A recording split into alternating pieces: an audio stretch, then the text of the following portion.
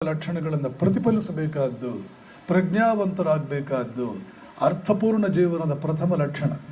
ಆ ಸುಪ್ತೇಹೇ ಆಮೃತೇ ಕಾಲಂ ನಯೇದ್ ವೇದಾಂತ ಚಿಂತೆಯ.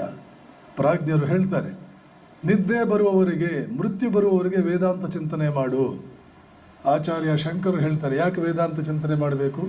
ವೇದಾಂತಾರ್ಥ ವಿಚಾರೇಣ ಜಾಯತೆ ಜ್ಞಾನಂ ಉತ್ತಮಂ. ಉತ್ತಮವಾದ ಜ್ಞಾನ ಹುಟ್ಟುತ್ತದೆ ವೇದಾಂತದ ವಿಚಾರದಿಂದ. ತೇನ ಆತ್ಯಂತಿಕ ಸಂಸಾರ ದುಃಖ ನಾಶೋ ಭವತ್ಯನು. ಇದರಿಂದ ಸಂಸಾರ ದುಃಖ ಸತ್ತು ಹೋಗುತ್ತದೆ. ದುಃಖ ಸಾಯಬೇಕು ಅಂದರೆ ಜ್ಞಾನ ಮಾತ್ರವೇ ಸಹಾಯಕ್ಕೆ ಬರೋದು. ಏನು ಮಾಡಿದರೂ, ಏನು ಲಾಗ ಹೊಡೆದರೂ ದುಃಖ ಸಾಯೋದಿಲ್ಲ. ಬಡತನ ಸಾಯಬಹುದು, ಕಾಯಿಲೆ ಹೋಗಬಹುದು, ದುಃಖ ಹೋಗುವುದಿಲ್ಲ. ದುಃಖಕ್ಕೆ ಏಕಮೇವ ಸಾಧನ, ದುಃಖ ಹೋಗುವುದಕ್ಕೆ ಏಕಮೇವ ಸಾಧನ ಜ್ಞಾನ. ಅದು ಆಧ್ಯಾತ್ಮಿಕ ಜ್ಞಾನ. ಆಧ್ಯಾತ್ಮಿಕ ಜ್ಞಾನ ಅಂದರೆ ಏನು? ಪರಿಪೂರ್ಣ ಜ್ಞಾನ. ಇಡೀ ಜೀವದ ಬಗ್ಗೆ.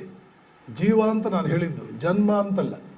ಒಂದು ಜೀವಕ್ಕೆ 1000 ಜನ್ಮ ಇರುತ್ತೆ. ನಮ್ಮೆಲ್ಲರ ಸಮಸ್ಯೆ ಏನು ಅಂದರೆ ಆ ಜೀವಿಯನ್ನು ಆ ಜನ್ಮಕ್ಕೆ ಸೀಮಿತಗೊಳಿಸ್ತೇವೆ.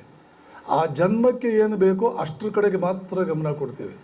ಯಾವುದೇ ಜೀವಿ ಒಂದು ಜನ್ಮಕ್ಕೆ ಗಮನ ಕೊಟ್ಟರೆ ಅವನ ಜೀವಮಾನದಲ್ಲಿ ಎಂದಿಗೂ ಸುಖವಾಗಿರಲ್ಲ.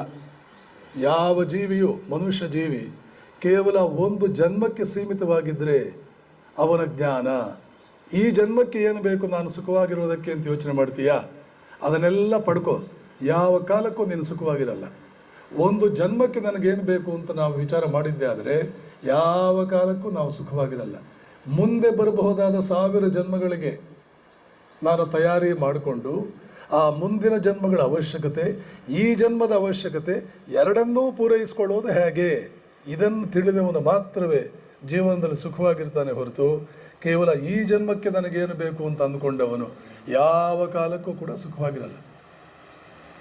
ಸರಿ, ಈ ಪ್ರೊಫೆಸರ್ ಹೇಳ್ದ, ಇಡೀ ಅಮೆರಿಕಕ್ಕೆ ನಿಮ್ಮ ಪರಿಚಯವಾಗಬೇಕು ಸ್ವಾಮೀಜಿ, ನಿಮ್ಮ ಚಿಂತನೆಗಳು ಇಡೀ ಅಮೆರಿಕಕ್ಕೆ ಪರಿಚಯವಾಗಬೇಕು. ಅದಕ್ಕಿರ್ತಕ್ಕಂಥ ಅತ್ಯಂತ ಸರಳವಾದ ಉಪಾಯ, ಮುಂದೆ ವಿಶ್ವಧರ್ಮ ಸಮ್ಮೇಳನ ಅಂತ ಆಗೋದಿದೆ, ಅದರಲ್ಲಿ ನೀವು ಭಾಗವಹಿಸಬೇಕು. ವಿವೇಕಾನಂದರು ನಕ್ಕರು. ರೋಗಿ ಬಯಸಿದ್ದ ಹಾಲು ಅನ್ನ, ಡಾಕ್ಟರ್ ಹೇಳಿದ್ದು ಹಾಲು ಅನ್ನ. ಅಯ್ಯೋ, ಆ ಕಾರಣಕ್ಕೆ ನಿಮ್ಮ ದೇಶಕ್ಕೆ ನಾನು ಬಂದಿದ್ದು, ಆದರೆ ನನಗೆ ಅವಕಾಶ ಇಲ್ಲ ಅಂತ ಹೇಳಿದ್ದಾರೆ. ನಿಮಗೆ ಯಾಕೆ ಅವಕಾಶ ಇಲ್ಲ?